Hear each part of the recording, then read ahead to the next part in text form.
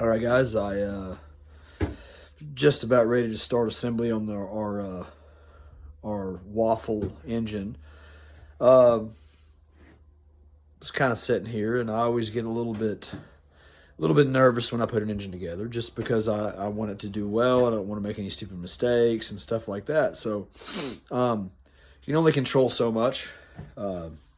So kind of wanted to go over what I try to control as far as just the layout of things to make my life a little bit easier when I go to assemble. Tools I use, stuff I have on hand. That way I'm not constantly running my phone for a torque spec or anything like that.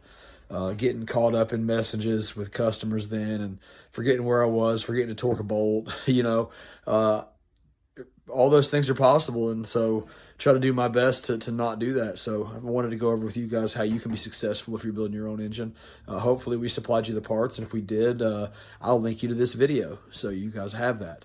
But just kind of a quick, dirty idea of how we do this, where we do this, and what we do this. So y'all stay tuned. All right, guys, this is our main shop area.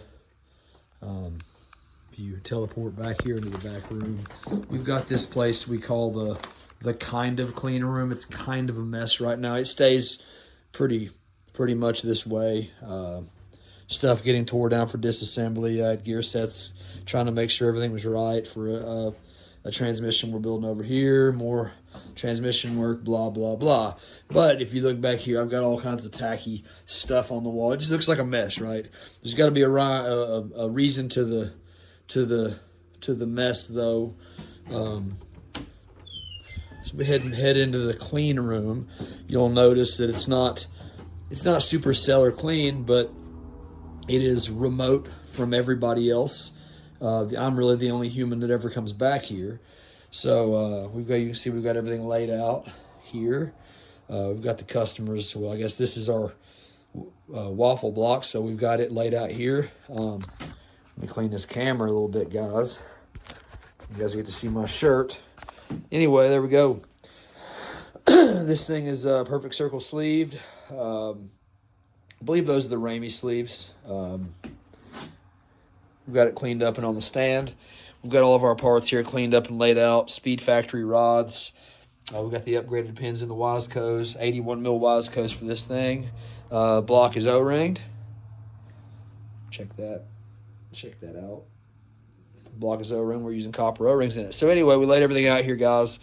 Got the rods out of the packaging. The Speed Factories have been pretty consistent for us.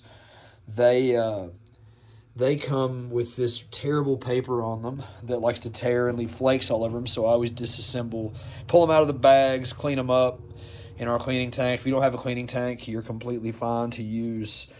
I like starting fluid. If we're at the racetrack and I got to do some internal engine work, starting fluid's the best, the aerosol stuff. Got everything laid out here. One detail I'll tell you all that I've been doing for years, I keep them in stock now, that is the bag to the clips. One of the bags, I keep it just in case one flies across the room and I need to replace it. I have the part number, I can order one.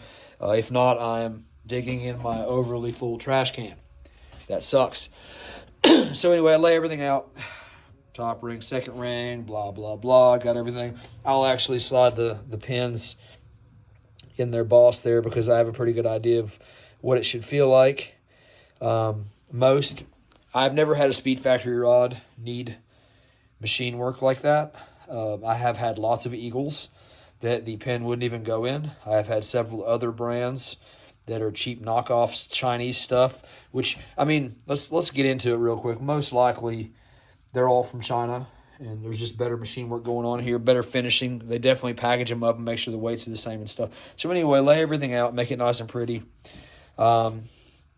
Start with the specialty stuff. I do have these are 81 millimeter pistons. I've got this fancy ARP ring compressor. If you value your engine, I would definitely recommend, unless you're putting together a bunch of them and you're broke, I would recommend purchasing one of those. I've got them in all the sizes that we tend to assemble.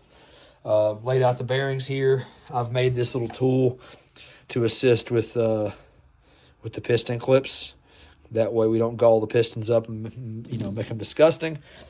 We've got all the normal stuff over here. Ratchet, file to finish the rings with once we've used the grinder, the little grinding guy on them.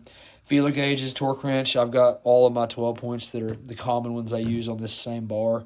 And I love this little guy right here for putting bolts in. I got the rest of the stuff to complete the bottom end. Got to grab an oil pan shortly. ARP lube. I got the big guy there, but the Speed Factory bolts come with that too. Regular tin, I think that's actually 2050 racing oil. That's probably some pen grade, and that is assembly lube. I got my bearings out. We've got this polished and cleaned crankshaft here, still in the satchel. So yeah, it's pretty straightforward, guys. Lay it all out. I have already done my ring gap math and got my main and rod clearances. Wrote them down because that's just a huge pain whenever you're almost through. Like, man, I can't remember what the main cap's torque to. Let me go Google it. You get on your phone, you get caught in a death scroll, you come back in and you're like, man, I can't remember where I left off at. So yeah.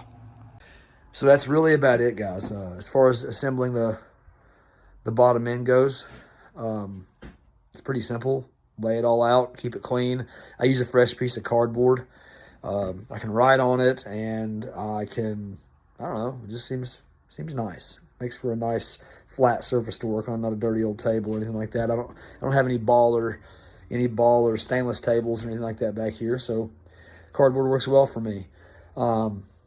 This process has been working well for a little while. I'll go over some more stuff next time, but this seems pretty simple and basic, and maybe one of you guys will have an idea or take an idea from this and help. And if you guys have anything that you can assist me with, make me better at this, put it in the comments.